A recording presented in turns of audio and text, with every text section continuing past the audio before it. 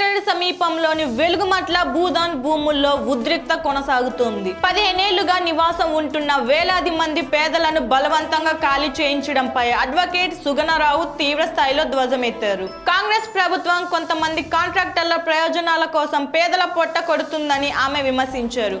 చట్టబద్ధమైన హక్కులు ఉన్నప్పటికీ ప్రభుత్వం ఏకపక్షంగా వ్యవహరించడంపై ఆమె మండిపడ్డారు.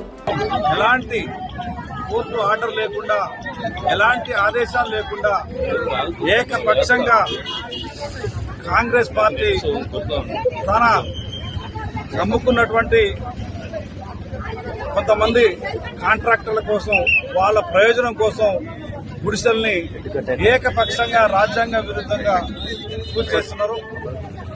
వెలుగుమట్ల గ్రామంలో భూదాన భూమి ఉంది. సుమారు 62 ఎకరాల భూదాన భూమి ఉంది. ఈ భూమిని సుమారు 14-15 సంవత్సరాల క్రితం పేదలు భూదాన బోర్డు ద్వారా పట్టాలు తెచ్చుకొని ఆ పట్టాలు రాజ్యాంగబద్ధంగా చట్టబద్ధంగా వాళ్ళు నివాసం ఉంటున్నారు. వాళ్ళకి భూదాన బోర్డు వాళ్ళు పట్టాలు ఇచ్చిండ్రు. అదేవిధంగా హైకోర్టు వారు పట్టాలు ఇచ్చారు. భూదాన బోర్డు వాళ్ళు వాళ్ళకి అనేక మంది వాళ్ళ నివాసం ఉండడానికి హక్కు ఉందని చెప్పి పట్టాలు కూడా ఇవ్వడం జరిగింది. ఈ పట్టాలు ఇచ్చిన తర్వాత అనేక మంది వాళ్ళని ఇబ్బంది పెడతా ఉంటే, అనేక మంది ఆ భూమిని ఆక్రమించుకొని ఇబ్బంది పెడతా ఉంటే వాళ్ళు హైకోర్టుకి వెళ్లి హైకోర్టులో కూడా స్టే తెచ్చుకోవడం జరిగింది.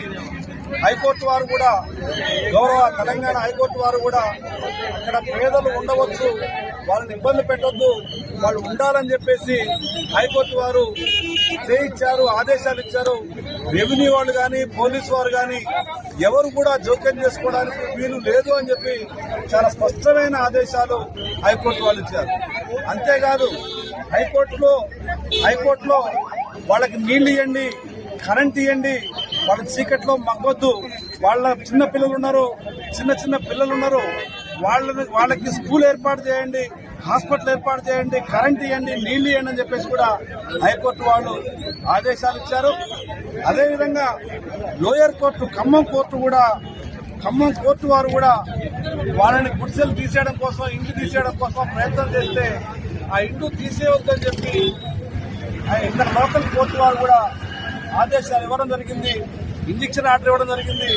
ఆ తర్వాత స్టేటస్ కో ఎట్లుందో అట్లా ఉంచండి భూమిని, ఆ గుడిసెలు కానీ, ఇండ్లు కానీ వాటిని కూల్చొద్దు, వాళ్ళని డిస్టర్బ్ చేయొద్దు, అవి ఎట్లుండగా అట్లా ఉంచండి అని చెప్పేసి కూడా లోయర్ కోర్టు, ఖమ్మం కోర్టు గౌరవ పీడీఎం గారు ఆదేశాలు ఇవ్వడం జరిగింది. మరి ఇన్ని ఆదేశాలు ఉన్నప్పటికీ ఇవాళ భూదాన యజ్ఞ బోర్డు వారు ఒరిజినల్గా ఇచ్చినటువంటి పట్టాలు హైకోర్టు ఆదేశాలున్నాయి, భూదాన బోర్డు వాళ్ళు పట్టాలు ఇచ్చారు. అయినప్పటికీ వీటిని ఏకపక్షంగా ఎందుకు కూలుస్తా ఉన్నారో ఇవాళ అర్థం కావట్లేదు. అనేక మంది, వేల మంది ప్రజల్ని చిందరబందరం చేసి నెట్టిపారేసి వాళ్ళ పిల్లల్ని, చిన్న పిల్లల్ని కూడా ఇసిరి అవతల పారేసి మొత్తం అందరినీ ఏకపక్షంగా ట్రాలీలలో కుక్కి, వాళ్ళ సామాన్లు కుక్కి ఇవాళ భయంకరంగా వాళ్ళని పశువుల కంటే హీనంగా ఇవాళ వెహికల్స్ లో వేసి, ట్రాక్టర్లు, ఆటోలలో వేసి కుక్కి ఇవాళ వాళ్ళని బయటకు నిర్దాక్షిణ్యంగా బయటికి పంపిస్తున్నటువంటి పరిస్థితి. ఇవాళ భారతదేశంలో ఉన్నావా, ప్రజాస్వామ్యంలో ఉన్నావా, ప్రజలకు స్వేచ్ఛ ఉందా లేదా ఇవాళ అర్థమయ్యే పరిస్థితి లేదు.